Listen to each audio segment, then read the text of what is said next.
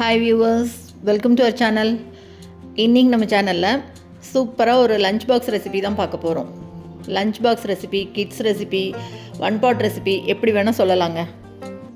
உருளைக்கிழங்கையும் பட்டாணியும் வச்சு சூப்பராக ஒரு சாதம் செய்ய போகிறோம். சூப்பரான இந்த ரெசிபி எப்படி பண்ணுறதுன்னு பார்க்குறதுக்கு முன்னால் நம்ம சேனல் இன்னும் சப்ஸ்கிரைப் பண்ணலைன்னா கண்டிப்பாக சப்ஸ்கிரைப் பண்ணிடுங்க.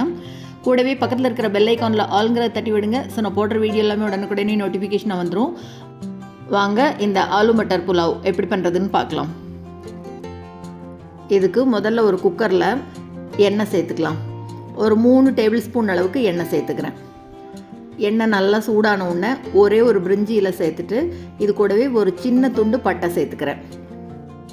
கூடவே 3 ஏலக்காய், 4 கிராம்பு சேர்த்துக்கிறேன். இது கூட கொஞ்சமாக பாருங்கள், ஒரு 7-8 இருந்தால் போதும். இந்த அளவுக்கு மிளகு சேர்த்துக்கலாம். இது கூட இப்போ சீரகம் சேர்த்துக்கிறேன். சீரகம் நல்லா பொரியட்டும். இந்த உருளைக்கிழங்கு சாதத்துக்கு மிளகு சேர்த்தினா தான் நல்லாயிருக்கும். மிளகு அப்படியே சேர்த்துறதுனா சேர்த்துக்கலாம், இல்லை 1-2 இடித்து சேர்த்துறதுனா கூட சேர்த்துக்கலாம். இப்போ இது கூட 2 பெரிய வெங்காயத்தை நீட்டமாக கட் பண்ணி இந்த மாதிரி சேர்த்துக்கிறேன். பாருங்கள், வெங்காயம் லேசாக வதங்கட்டும். வெங்காயம் வதங்கும் போதே இப்போ இது கூட 2 பச்சை மிளகாயை நீட்டமாக கீறி வச்சுருக்கேன். அதையும் கொஞ்சமாக இஞ்சி துண்டு சேர்த்துக்கிறேன். நீங்கள் இஞ்சி பூண்டு பேஸ்ட்டு சேர்த்துறதுனாலும் சேர்த்துக்கலாம். எல்லாத்தையும் நல்லா வதக்கி விட்டுக்கலாம். இப்போது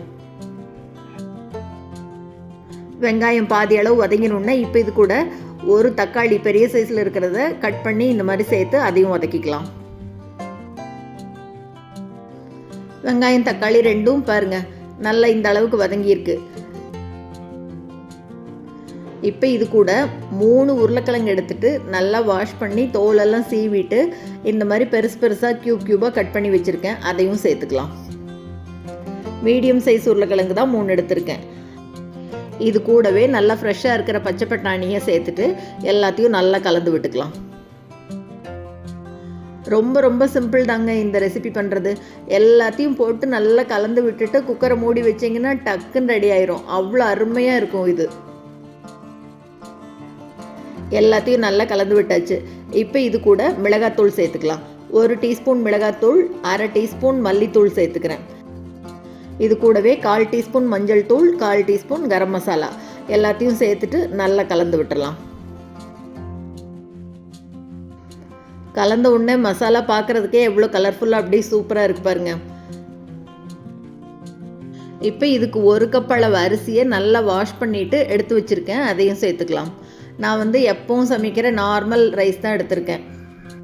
பாஸ்மதி ரைஸில் பண்ணுறதுனாலும் பண்ணலாம். நார்மல் ரைஸ்க்கே எவ்வளோ சூப்பராக வரும் பாருங்கள், காமிக்கிறேன். இப்போ 1 கப் அரிசிக்கு 2 கப் அளவு தண்ணி சேர்த்துக்கிறேன். போதும், தண்ணி ரொம்ப சேர்த்த வேண்டாம். இப்போ நல்லா ஒரு தடவை கலந்து விட்டுறலாம். நல்லா கலந்து விட்டதுக்கப்புறமா இப்போ இதுக்கு தேவையான அளவு உப்பு சேர்த்துக்கலாம்.